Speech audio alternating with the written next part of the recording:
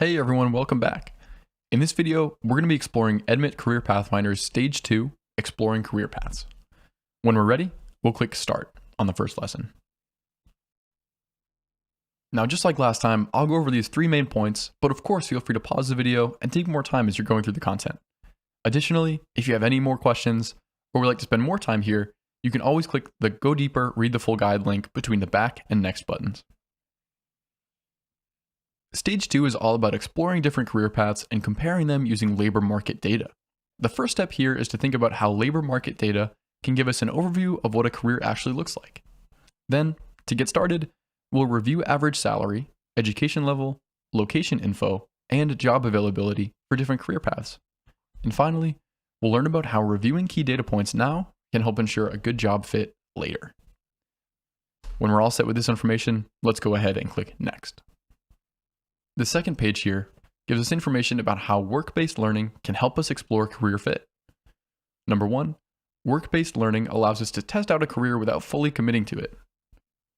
Second, work-based opportunities including job shadowing, internships, volunteer work, and apprenticeships are great opportunities. And finally, discovering what we don't want in a job is just as important as finding out what we do like in a job. Let's go ahead and click Next again.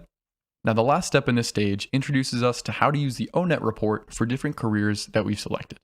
We can use ONET, the same provider of the survey from last video, to look at career outcomes for different careers of interest.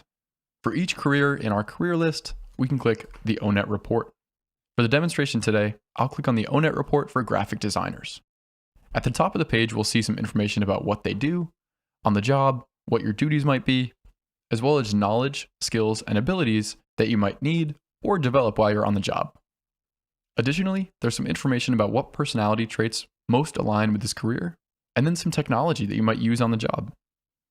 Finally, there's information about the education required, the job outlook, which is your career opportunities and salary information, as well as some even more information about other careers that are similar or you might find interesting as well. Once we've gone through that, we can return to Edmit and we can view the ONET report for another career on our list.